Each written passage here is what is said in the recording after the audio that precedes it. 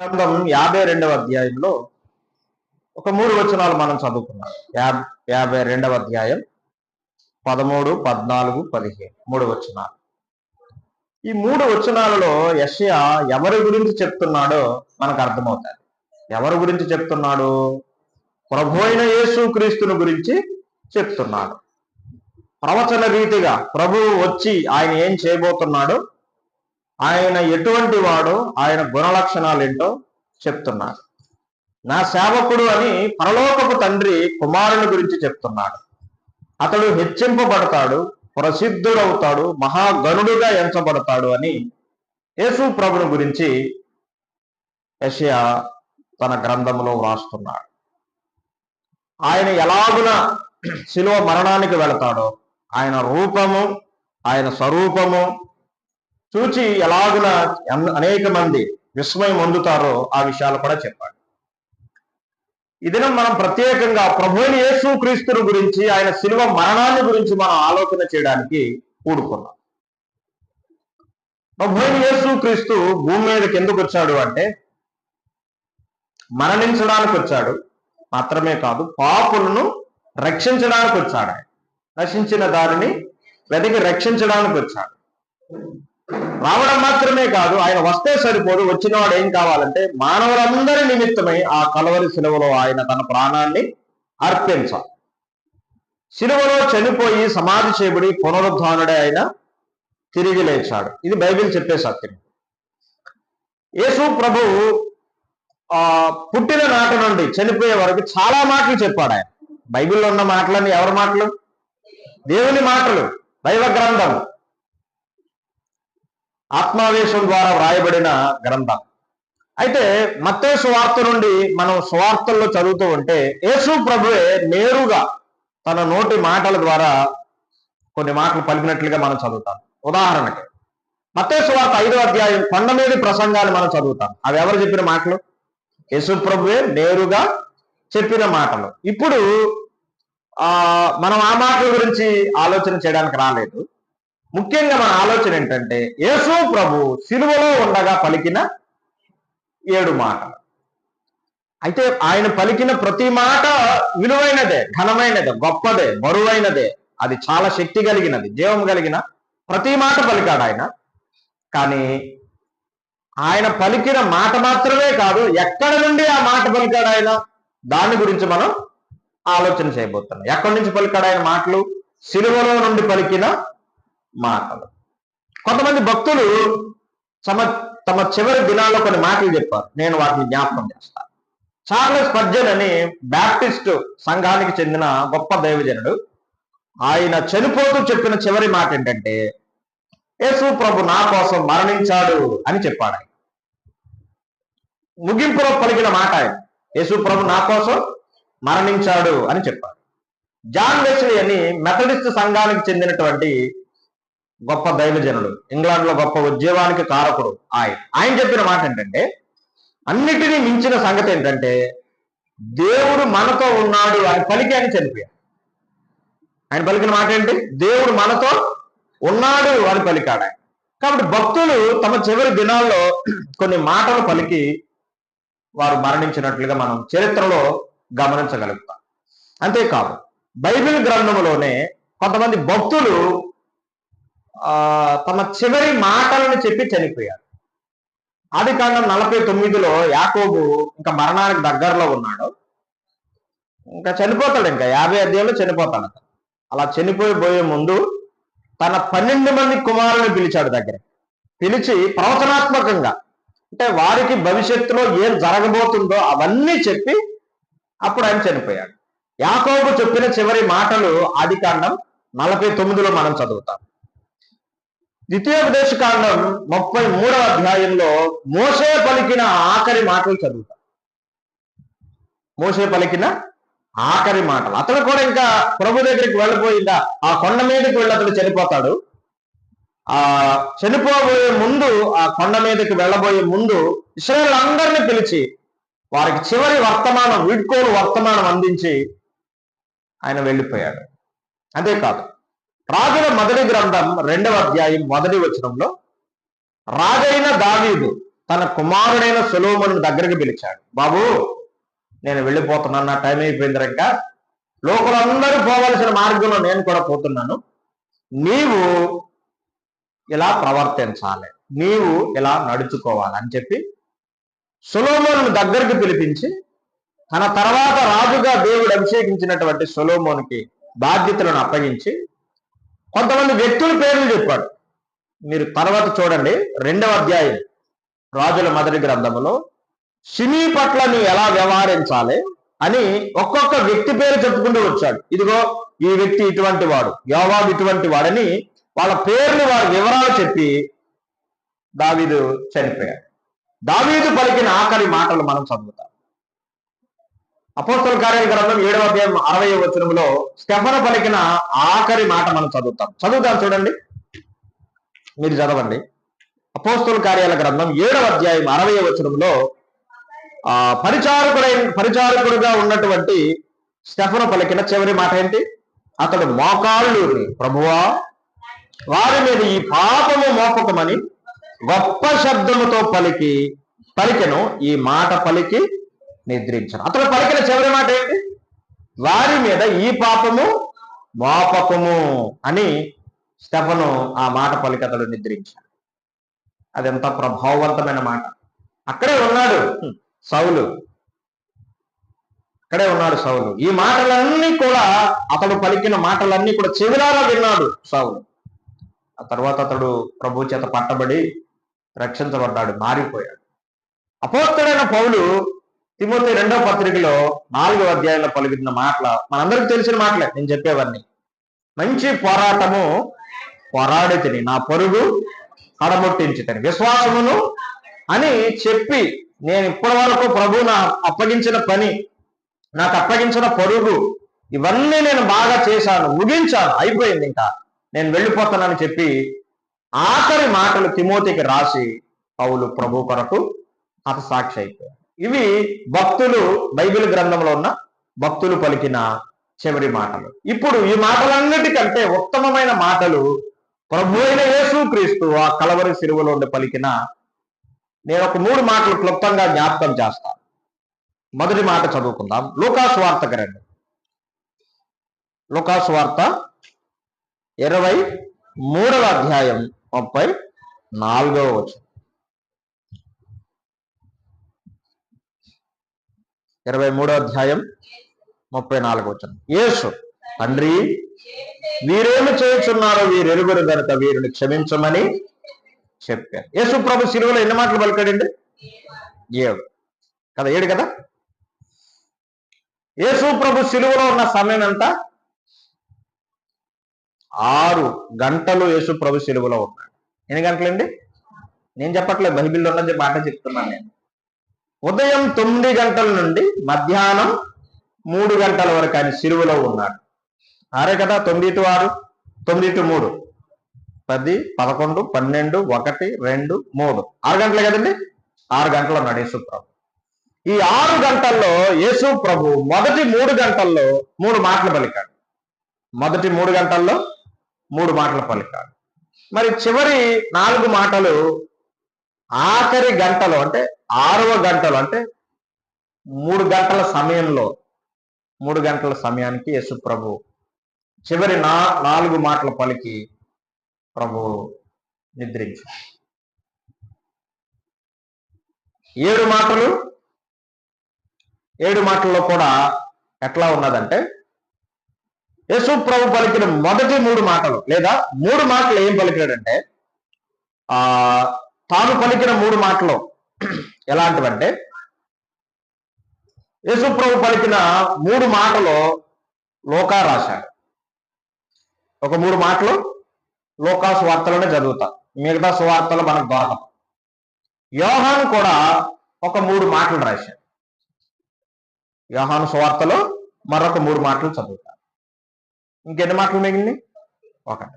ఈ ఒక్కటిని మత్తయి, మార్కు ఇద్దరూ కలిసి రాశారు, అంతే కదండి. ఒక 3 మాటలేమో లూకా రాశాడు, ఒక 3 మాటలేమో యోహాను రాశాడు, ఒక మాట ఏమో మత్తయి, మార్కు ఇద్దరూ రాశారు, ఇద్దరు కలిపి రాశారు.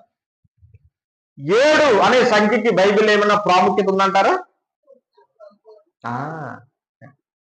7 అనే సంఖ్య దైవికమైన సంఖ్య, దైవికమైన పరిపూర్ణతను తెలియజేసేటువంటి మాట. సృష్టి ప్రారంభం మొదలుకొని ప్రకటన గ్రంథం వరకు ఎన్నో ఏళ్ళు 7 అనే సంఖ్య మనం చదువుతాం. ప్రకటన గ్రంథంలో కూడా 7 సంఘాలకు 7 ఉత్తరాలు మనం చదువుతాం. ఆ తర్వాత 7 పాత్రలు, 7 తీర్పులు, ఇట్లా మనం కొన్ని విషయాలు చదువుతాం. యేసు ప్రభు పలికిన 7 మాటల్లో అవి ఎట్లా ఉన్నాయి కూడా చెప్తాను. 2 మాటలు జనరల్ స్టేట్మెంట్స్ అంటారు, సాధారణమైన ప్రకటనలు అంటారు. ఒక 3 మాటలు తండ్రితో పలికిన మాటలు.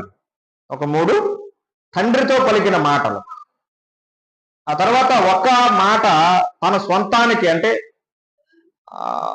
మరియకు మరియు యోహానుతో చెప్పిన మాట, ఒక మాట.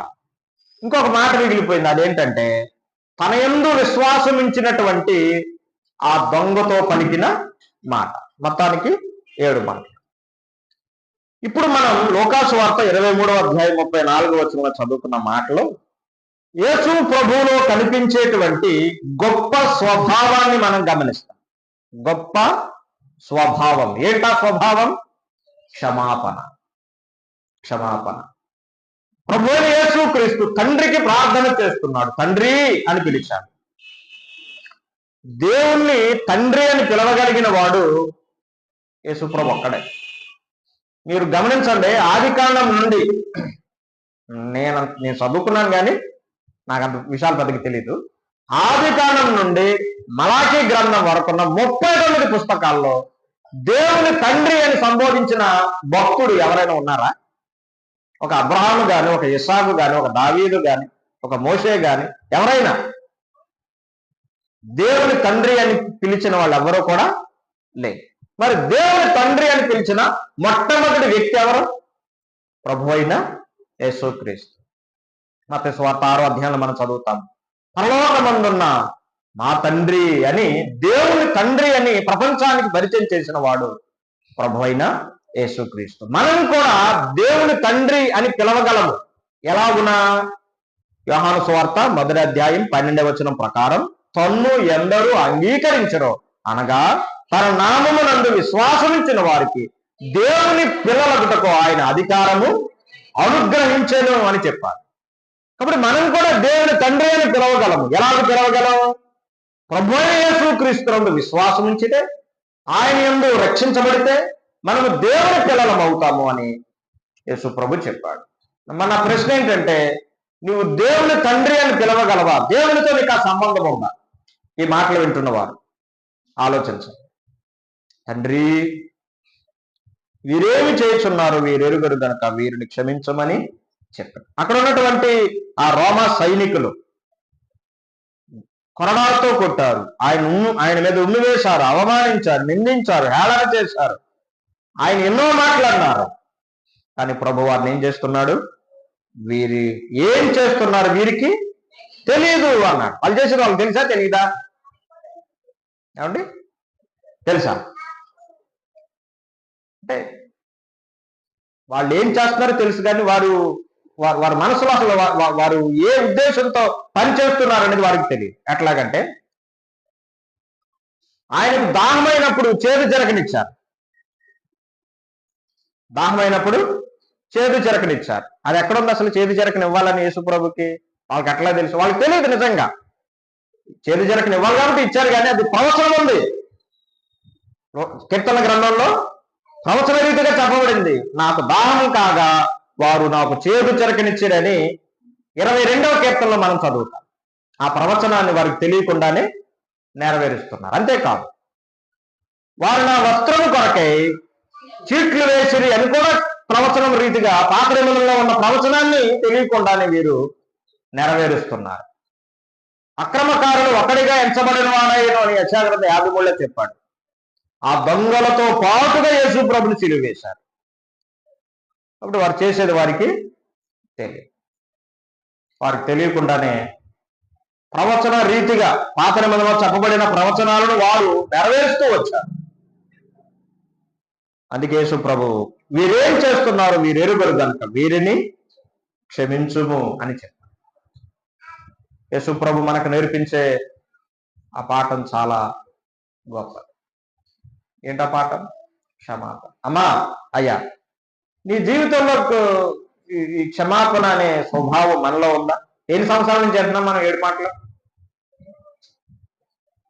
మనం 7 మాటలు ఎన్ని సంవత్సరాల నుంచి అంటున్నాం?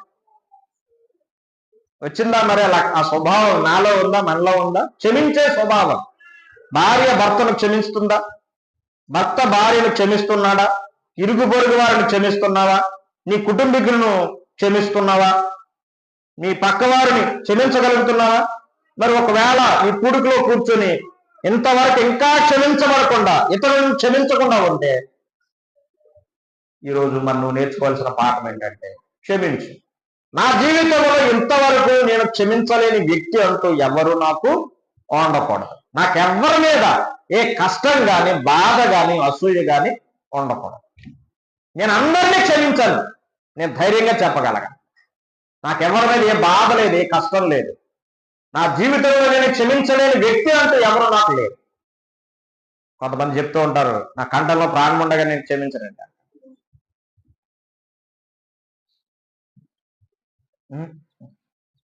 కాదు. మరి బైబిల్ చదువుకుని ప్రార్థనకు వచ్చి, మందిరానికి వచ్చి మనం ఏం నేర్చుకుంటున్నాం? క్షమించాలి. యేసుప్రభు ఏం చెప్పాడు మత్తయి సువార్త 6వ అధ్యాయంలో? చదవండి. మత్తయి సువార్త 6వ అధ్యాయం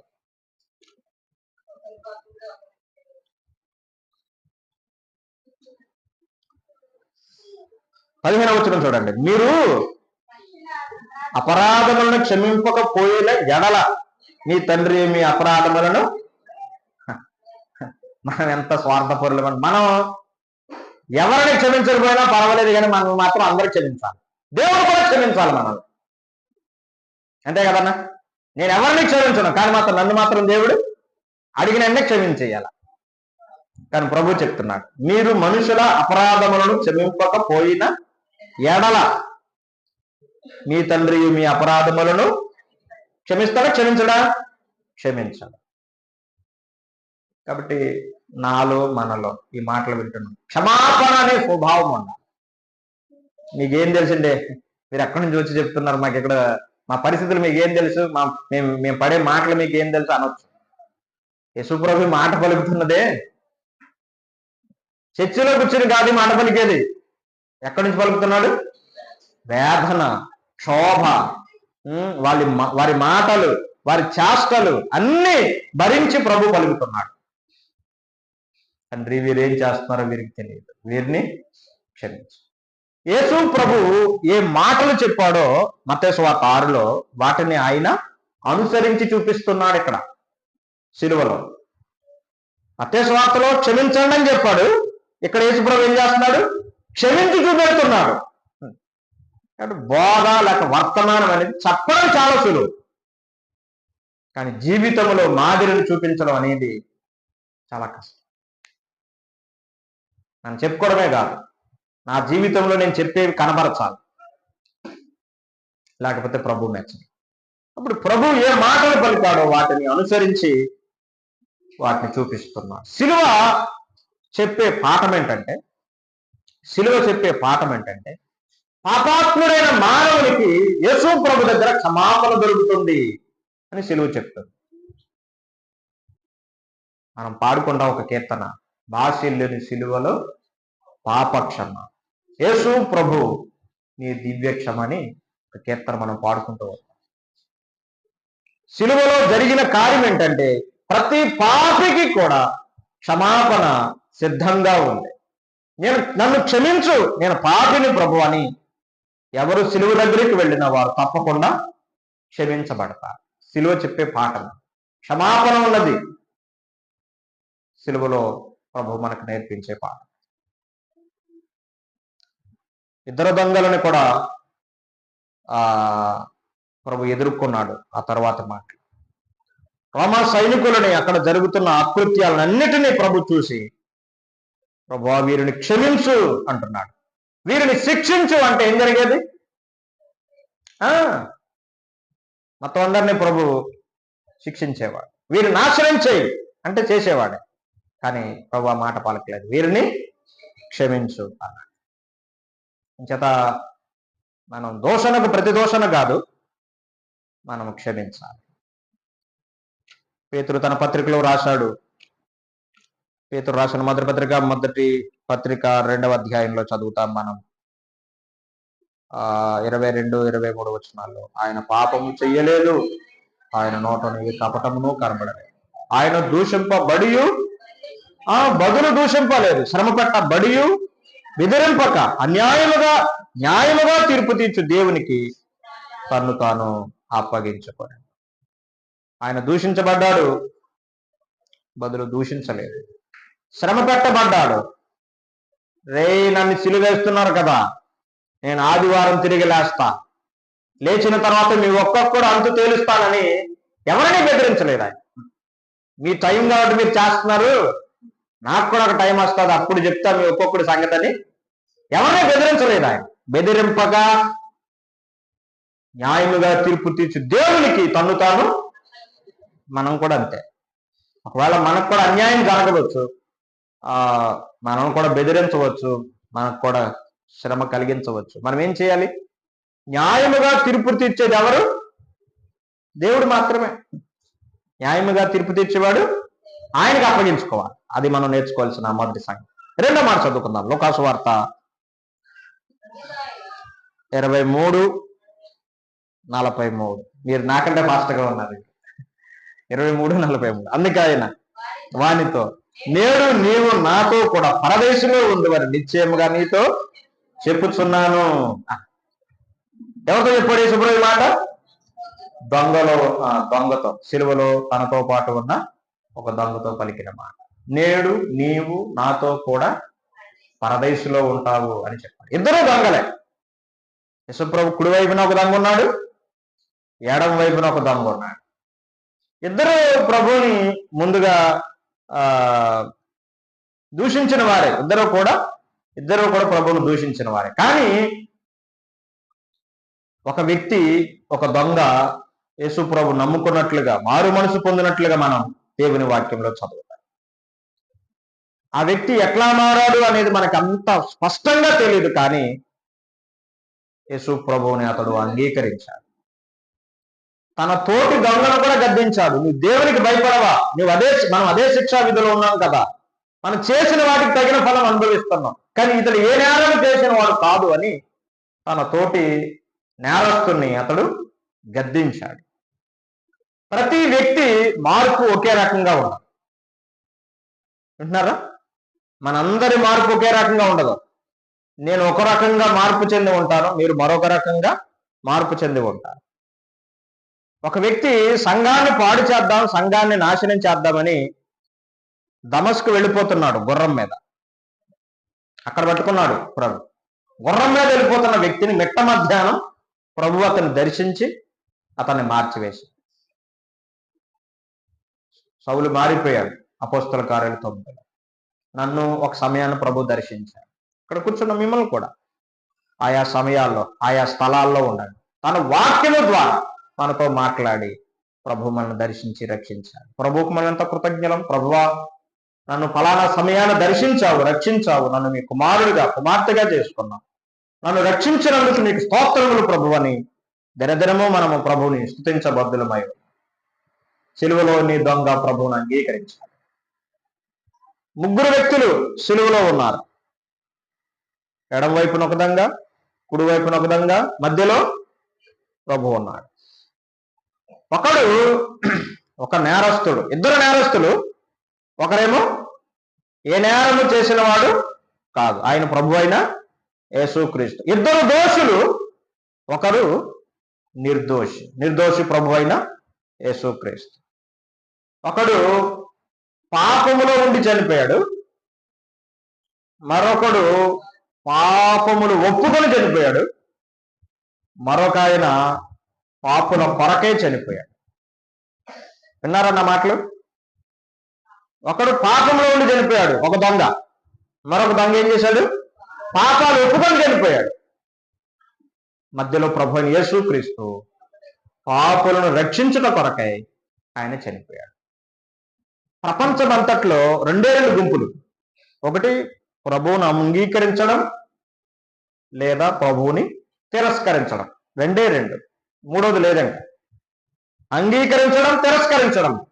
ప్రపంచ చరిత్రను శిలువ రెండు భాగాలుగా చేస్తుంది. అంగీకరించే గుంపు ఒకవైపున ఉంటుంది, తిరస్కరించి వెళ్ళిపోయే గుంపు మరొకటి ఉంటుంది. మరి ఈ వాక్యం వింటున్న నీవు ప్రభువును అంగీకరించిన వాడవా, లేక అంగీకరించిన దానవా, లేక మరొక దొంగ వలె ప్రభువుని తిరస్కరించి అగ్నికి వెళ్ళిపోతావు? ఆలోచించు. ఒక మాట గమనించండి. ఇతడు బాప్తీసం పొందలేదు. సిలువలో ఉన్న మారుమనసు పొందిన దొంగ బాప్తీసం పొందలేదు. ప్రభు వల్ల ఆరాధనలో కూడా పాల్గొనలేదు. సంఘం సహవాసం ఏమీ లేదు. కానీ పరలోకం వెళ్ళాడా? వెళ్ళాడు. పరలోకం వెళ్ళడానికి ఉండవలసిన మొట్టమొదటి అర్హత ఏంటంటే మారు మనసు పొంది రక్షించబడి పాపములను ఒప్పుకుంటా. ఇది ఫస్ట్, ఇదే ప్రథమం. దాని తర్వాత మిగతావన్నీ వస్తాయి. అయితే అతడు బ్రతికి ఉండుంటే మనలాగే సంఘానికి వచ్చేవాడు, సహవాసానికి వచ్చేవాడు, వాక్యం వినేవాడు, ప్రార్థన చేసుకునేవాడు. కానీ అవకాశాలు ఏమీ కూడా అతనికి లేవు. మనకున్నాయి కదా, మనకున్నాయి. కాబట్టి బాప్తీసం పొందడం ఎన్నడూ మనం ఆలస్యం చేయకూడదు. ప్రభు బల ఆరాధనలు ప్రతి ఆదివారం తప్పకుండా మనం పాల్పొందాలి. ప్రార్థన, దేవుని వాక్యం మనం ఎన్నడూ మానకుండగా క్రమంగా నేర్చుకోవాలి, చేసుకోవాలి. కాబట్టి ఈ సిలువలో ఉన్న దొంగ తన పాపాన్ని ఒప్పుకొని చనిపోయాడు. ఎప్పుడు వెళ్ళాడు పరలోకానికి? ఏమండి? వారం రోజుల తర్వాత, నెల రోజుల తర్వాత, ఒక సంవత్సరం తర్వాత? నేడే చనిపోయిన రోజే పరలోకానికి వెళ్ళాడు. మనం అంతే కదా. ఈరోజు చనిపోయామనుకోండి, ఎప్పుడు వెళ్తాం పరలోకానికి లేక పరదేశికి? చనిపోయిన వెంటనే మనం ప్రభు దగ్గరికి వెళ్ళాలి. సంవత్సరం తర్వాత కాదు. ప్రభు మనకు ఆ నిరీక్షణ ఇచ్చాడు.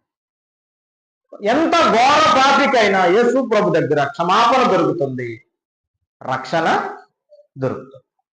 ఆయన క్షమించాడు. రెండవ పాఠం ఏంటంటే ఆ గొప్ప విమోచన.